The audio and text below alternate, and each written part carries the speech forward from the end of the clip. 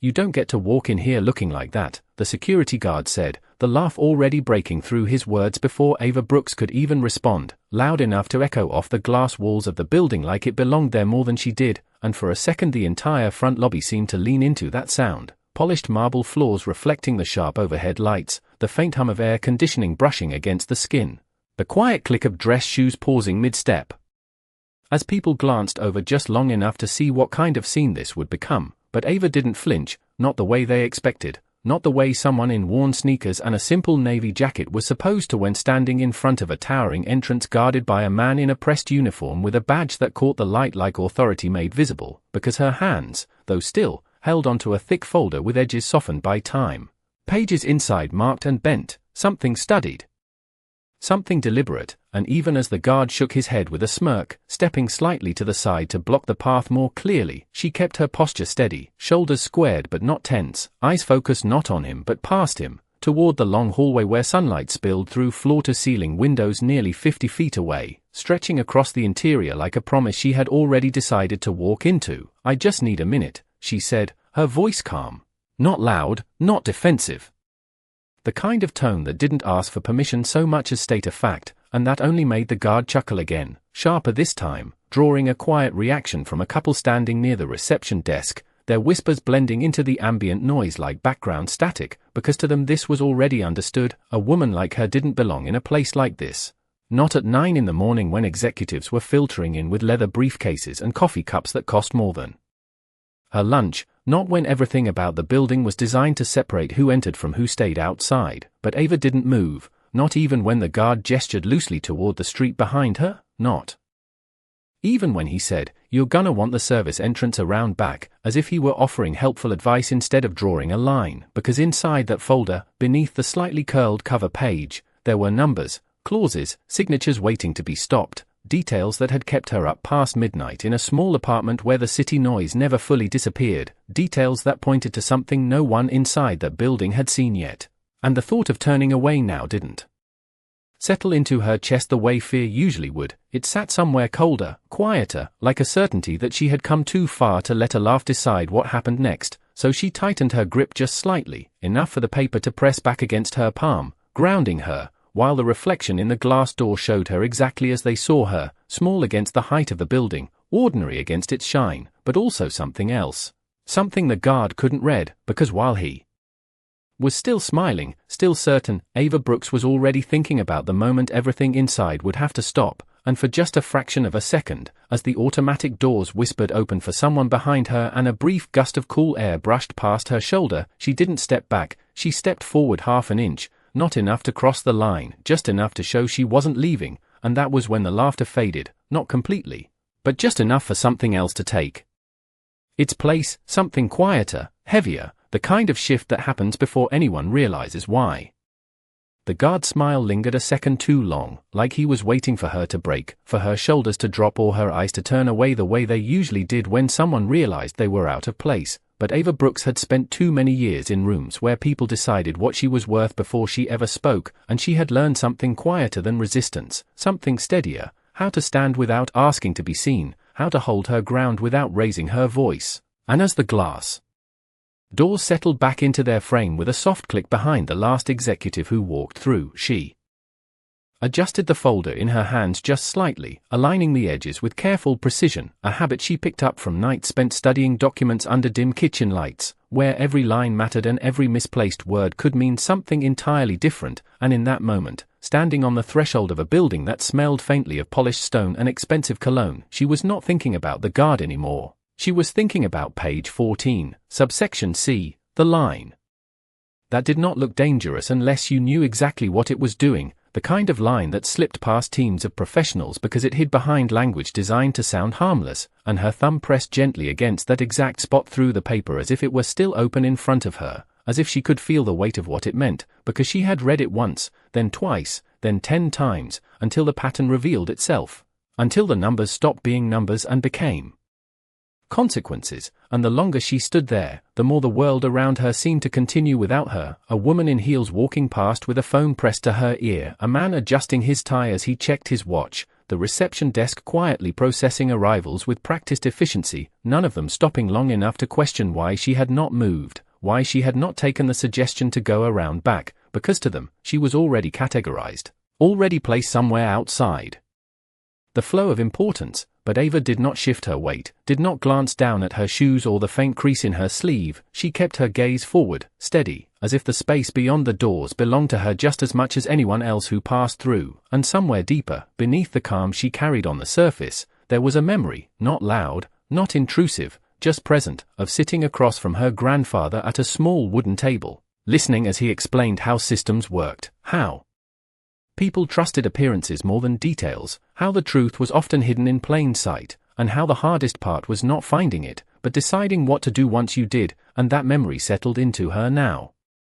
Like a quiet anchor, reminding her why she was here, why walking away was not an option she could accept, even if every sign around her suggested she should. And when the guard shifted again, this time with a hint of impatience creeping into his posture, she finally spoke, not louder, not sharper, just clearer. He needs to see this before he signs, and there was no tremor in her voice, no hesitation, just a simple statement that did not match the way she was being treated, and for a brief moment, something flickered across the guard's expression, not understanding, not yet, but the smallest crack in certainty, the kind that appears when a situation does not follow the script someone expects, and Ava held that moment without pushing it, without forcing it, because she knew something he did not, something none of them inside seemed to know yet. That time was already moving forward, the decisions were already forming behind those walls, and that every second she stood here was a second closer to a mistake that could not be undone, and still, she did not rush, did not plead, she simply remained exactly where she was, grounded, certain, waiting for the moment when the door between her and the truth would no longer be controlled by someone else. Inside the building, beyond the glass that separated decision from delay, the atmosphere was already tightening, not with noise, but with precision, the kind that came before something final, and on the 32nd floor, where the city stretched out in every direction through wide panoramic windows, a long table of dark polished wood held more than just papers. It held expectation, risk, and the quiet weight of numbers that would not forgive mistakes, and seated at the head of that table was Daniel Whitmore, his posture straight but not rigid, his silver cufflinks catching the morning light as he adjusted the stack of documents in front of him with a movement so controlled it almost looked rehearsed, while around him, executives in tailored suits leaned forward slightly, their voices low, measured, discussing projections, timelines, outcomes that sounded confident on the surface but carried just enough hesitation beneath to reveal that not everything was as certain as it appeared. And a legal advisor to his right tapped a pen gently against the margin of the contract, pointing out a clause with careful wording that seemed standard, routine, nothing that would raise alarm unless someone chose to question it, and Daniel listened, not interrupting, his eyes moving across the page line by line, absorbing, calculating, weighing, because this was not the first deal of this scale he had overseen, not the first time. Millions of dollars rested on a signature, but something about the room felt slightly off, not enough to name, not enough to stop, just a subtle imbalance that lingered in the pauses between sentences, in the way one executive avoided eye contact for a fraction too long, in the way another cleared his throat before agreeing too quickly, and outside that room, the building continued to function with quiet efficiency, unaware of how close it might be to a decision that could ripple far beyond its walls, and back at the entrance, far below, Ava Brooks remained exactly where she had been. The distance between her and that table measured not just in floors, but in access, in perception, in who was allowed to be heard and who was expected to wait, yet the connection between them existed all the same, invisible but real, tied together by a single line buried deep within the document Daniel was now reviewing. A line Ava knew would shift everything once it was fully understood, and as the chairman's fingers paused briefly over the page, just for a moment longer than before, as if something in the wording had brushed against his instinct without fully revealing itself, the room stilled in a way that no one acknowledged, a subtle tightening of attention, a breath held collectively without intention, and then the conversation resumed, smooth, controlled, moving forward as if nothing had interrupted it, because from where they sat, everything still appeared to be in order, still aligned, still safe, and yet the truth remained just out of reach, waiting not to be discovered by chance, but to be brought into the room by someone who had already seen it, someone who was still standing outside, patient, unmoved, holding on to the one thing that could change the direction of everything happening above her. The guard exhaled through his nose, the sound sharp with impatience now, as if the moment had stretched longer than he was willing to tolerate, and he shifted his stance again, planting his feet more firmly between Ava and the entrance like a line he was finally ready to enforce, his hand lifting slightly, not aggressive, but decisive, pointing toward the sidewalk as though direction alone should be enough to end the conversation. And for the first time since she had arrived, there was a subtle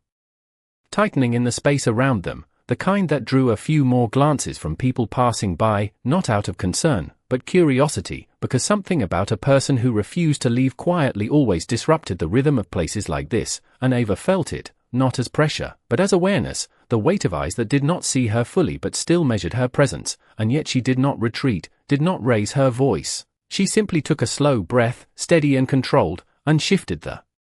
folder in her hands just enough to open it, not wide, not dramatically, just enough for a single page to become visible, the corner marked with a small handwritten note in blue ink, precise and deliberate, and she held it there, angled slightly, not toward the guard, but toward the space between them, as if the truth did not need to be forced onto anyone, it only needed to exist long enough to be noticed. "This is not a guess," she said. Her voice still even, still grounded, and the words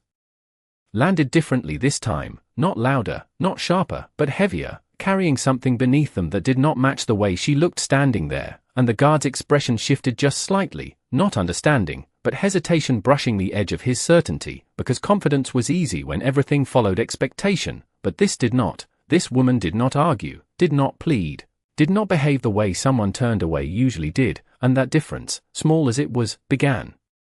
to create space where doubt could settle, even if he did not want it to, and inside the building, far above, the meeting continued its steady progression toward conclusion, signatures being prepared, timelines being confirmed, the final steps aligning with quiet efficiency, but the line Ava had marked sat quietly within those pages, waiting, unchanged, unnoticed, its impact growing closer with every passing second, and back at the entrance. A faint breeze slipped through the automatic doors as they opened again for another arrival, brushing against the edges of the paper in Ava's hands, causing it to flutter just slightly, enough for the printed words to catch the light, enough for the structure of the clause to become momentarily visible in a way that was not obvious, but not hidden either, and the guard's eyes flicked toward it without intention, just a glance, just a reflex, but it lingered a fraction longer than it should have, and Ava saw it, not with satisfaction, not with triumph, just recognition. Because this was not about convincing him, it was about holding her position long enough for the moment to shift on its own, and as he lowered his hand slowly, no longer pointing, no longer quite as certain, the space between them changed, not dramatically, not completely, but enough that something unspoken settled into the air, a pause, a hesitation, a break in the pattern that had been so clear just minutes before, and Ava remained exactly where she was, calm, steady, knowing that the next movement, whoever made it, would not be the same as the last. The moment stretched thin, like something fragile being pulled just a little too far, and the guard's uncertainty hardened into something else, something defensive, as if the easiest way to silence doubt was to reassert control, and his expression tightened, the faint crack that had appeared now sealed over with a sharper edge. "That is enough," he said, no longer amused, no longer casual, his voice carrying a firmness that turned a few more heads nearby, and this time when he stepped forward, it was not a gesture but to close the distance just enough to make his position clear, not aggressive, but final, and Ava felt it, the shift from dismissal to resistance, the subtle escalation that came when someone decided they needed to win the moment, and still she did not step back, but she also did not push forward, her stance unchanged, her grip steady on the folder that now rested against her side again, the page no longer visible, the evidence no longer offered, because she had already done what she needed to do. She had held the line, she had allowed the truth to exist in the space between them, and now the tension no longer belonged to her, it belonged to the moment itself, and around them, the quiet curiosity began to settle into something heavier, not loud, not disruptive, but present, the kind of attention that builds when something feels unresolved, when people sense that a situation is not going to end the way it normally does, and inside the building, high above, the final documents were being aligned, the last confirmation spoken, the pen placed carefully beside the signature line, and Daniel Whitmore leaned back slightly in his chair, his gaze moving once more across the page, slower this time, not because he had been told to stop, but because something within the wording refused to settle, a subtle resistance that pressed against his instinct, something not fully formed but impossible to ignore, and his fingers paused again, resting just above the paper, as if the decision, so close just seconds before, had shifted half a step out of reach, and back at the entrance. The guard's voice cut through the air again, firmer now, drawing a line that no longer sounded like a suggestion. You need to leave, and there it was, the moment where most people would give in, where the pressure of being watched, being judged, being out of place would finally push them to turn away, to accept that they had no authority here, no voice, no place in what was happening beyond those doors. But Ava did not move, not because she was stubborn, not because she wanted to prove anything, but because she understood something the others did not, that leaving would not just end the moment, it would allow something irreversible to continue, and that knowledge settled into her chest with a quiet weight that steadied her even more, and when she spoke again, it was not louder, not sharper, just clearer than before. If he signs it, it will not be undone, and the words landed without force, but they did not need it, because the certainty behind them carried enough weight on its own, and for a brief second, the guard hesitated again, just a fraction, just enough for the silence to deepen between them, and somewhere above, in a room filled with power and polished confidence, a pen hovered just above paper, not yet touching, not yet committing, suspended in the smallest space between decision and consequence, while far below, a woman no one had planned for remained exactly where she was, holding steady against a moment that was beginning, slowly, almost imperceptibly, to shift. The silence did not break, it settled, deep and steady, like the air just before something irreversible decides which direction it will fall, and for a moment the entire entrance seemed to hold its breath without knowing why, the faint hum of the building's ventilation system becoming louder simply because nothing else moved, and Ava Brooks stood in that stillness without shifting, her shoulders relaxed, her expression calm, as if the tension around her belonged to someone else, as if she had already stepped beyond it, and the guard, Rick Dalton, felt it before he understood it, that subtle change in the space between them, the way control no longer sat entirely in his hands, even though nothing visible had changed, his posture still firm, his position still blocking the door, and yet something in the air had shifted, something quieter than authority, something harder to push back against, because it did not argue, it did not resist. It simply remained, and Ava's gaze, steady and unwavering, was not fixed on him anymore. It had moved past him again, toward the interior, toward the invisible line that connected her to a room 32 floors above, where a decision was still hovering in place, and in that room, Daniel Whitmore had not yet signed, the pen still suspended between intention and action, his fingers holding it lightly now, not with certainty, but with consideration. And the executives around him had begun to notice, not openly, not with words, but in the subtle adjustments of posture, in the way one leaned back slightly, another glanced at the document again, as if something unspoken had entered the room, something that did not belong to the plan they had rehearsed, and Daniel's eyes returned once more to the same section, the same lines that should have been routine, and this time he did not skim them, he read them slowly, carefully, allowing each word to settle, to reveal its structure, its implication, and a faint crease formed between his brows, not dramatic, not obvious, just enough to mark the presence of doubt where there had been none before, and back at the entrance, a soft gust of air slipped through the doors again as someone exited, brushing lightly against Ava's sleeve, lifting the edge of her folder just enough for the top page to shift, exposing once more that marked section, the handwritten note in blue ink catching a sliver of light, and Rick's eyes moved to it again. Not intentionally, not deliberately, but drawn by something he could not name, and this time he did not look away immediately, his gaze lingering for a second longer, enough for the printed words to register not as meaning, but as weight, something that did not match the situation he thought he was controlling, and he exhaled slowly, the firmness in his stance loosening just slightly, not enough to step aside, but enough to hesitate, and Ava noticed it, not with triumph, not with relief, but with quiet acknowledgement, because this was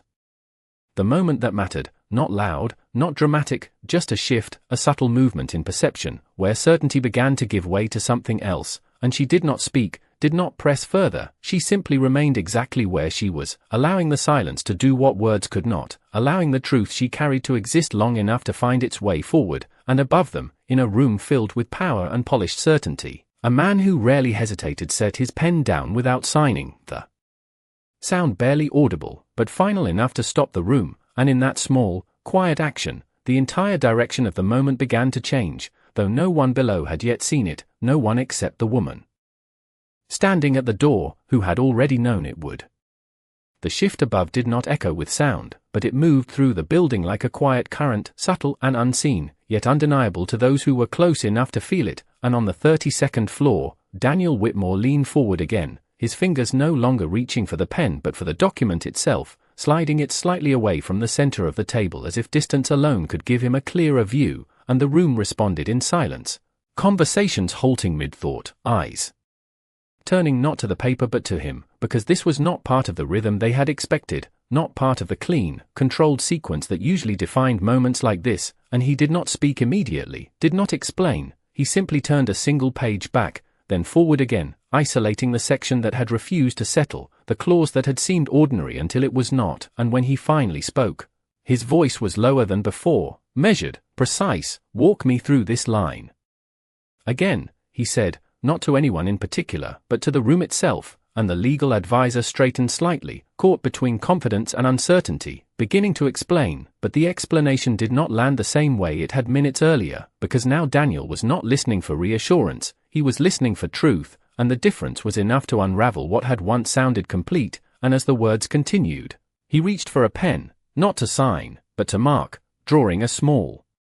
line beneath the clause, isolating it, holding it in place as something that demanded clarity, and the tension in the room deepened, not loud, not chaotic, but focused, like a spotlight narrowing onto a single point, and far below, at the entrance, Ava Brooks felt it without seeing it, the way one senses a storm before the sky changes, a quiet confirmation that something had begun to move, that the moment she had been holding was no longer suspended, and Rick Dalton noticed it too, though he could not name it, the way the air seemed heavier, the way his own certainty had thinned into something less stable, and he shifted his weight again, his stance no longer as firm, his gaze moving between Ava and the doors as if expecting something to happen, though he did not know what, and then it did, not with urgency, not with force, but with intention, as the elevator doors inside the lobby opened with a soft chime, and a man stepped out, his presence quiet but unmistakable, his posture composed, his expression unreadable in the distance, and he did not look around, did not hesitate, he simply walked forward, each step measured, deliberate, cutting through the space with a calm that drew attention without demanding it, and conversations near the reception desk softened, then stopped, as recognition moved through the room like a ripple, because this was not someone who came to observe, this was someone who changed the direction of things simply by entering, and Rick's posture straightened instinctively, the reflex of someone who understood hierarchy without needing it explained, and Ava did not move, did not adjust, she simply watched as Daniel Whitmore approached, his gaze lifting only once he was close enough for the details to matter, and when his eyes met hers, there was no confusion there, no dismissal, only recognition, as if the distance between them had never existed at all, and for a moment, the entire space held still, not waiting for a reaction, but for an answer that had already begun forming long before he reached her, and in that silence, the truth that had been kept outside the door finally stood directly in front of the one person who needed to see it. Daniel Whitmore stopped just a few feet in front of Ava Brooks, close enough now that the reflection of the glass behind her no longer mattered, close enough that the space between them carried more weight than the entire lobby around them, and for a moment he said nothing, his eyes steady, focused not on her clothes or the folder in her hands, but on her face, as if confirming something he had already begun to understand upstairs, and the silence stretched, not uncomfortable, but deliberate. While behind him the quiet tension of the lobby held firm, every movement slowed, every voice lowered, because no one needed to be told that this moment was no longer ordinary, and Rick Dalton stood just to the side now, no longer blocking, no longer speaking, his earlier certainty replaced by a stillness that felt almost foreign to him, as if the authority he had relied on had shifted out from under him without warning, and Ava did not rush to fill the silence either, she did not explain, did not defend, she simply lifted the folder slightly, offering it forward in a single smooth motion. Not as a challenge, not as proof, but as something that belonged in his hands, and Daniel took it without hesitation, his fingers closing around the edge of the paper with a quiet firmness that suggested he already knew what he was looking for, and as he opened it, the top page settling into place, his gaze moved directly to the marked section, skipping everything else, as if guided by instinct rather than chance, and the faint crease that had formed earlier between his brows returned, deeper now, more defined, as the words aligned with the unease He had felt upstairs, and he read it once, then again, slower, allowing the structure to unfold fully this time, and the realization did not arrive loudly, it did not break across his expression with shock, it settled in, controlled, precise, but unmistakable, and he exhaled once, a measured breath that carried more weight than any spoken reaction, and when he looked up again, his eyes met Ava's with a clarity that had not been there before, not because he doubted her, but because he no longer needed to, and the shift in his posture was subtle but absolute, the kind that happens when a decision has already been made internally, and he turned slightly, just enough for his voice to carry back toward the reception area without raising it. "Hold the signing," he said, calm, direct, and the words moved through the space like a quiet command that did not need repetition, and somewhere above, phones began to buzz, conversations interrupted mid-sentence, the ripple finally reaching the room where the pen had been set down, confirming what had already begun, and back at the entrance, Daniel's attention returned fully to Ava, and for the first time, there was something in his expression that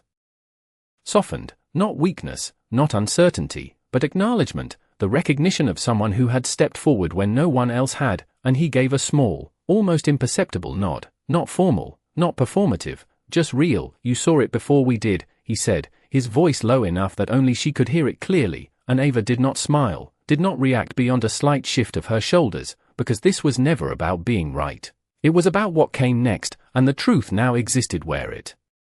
needed to, no longer outside, no longer ignored, and around them, the building began to move again, but differently this time, not with routine, but with adjustment, as if everything had just been forced to realign, and in the center of it, a woman who had been told she did not belong stood exactly where she needed to be, not asking for recognition, not demanding anything in return, simply present in the moment she had changed.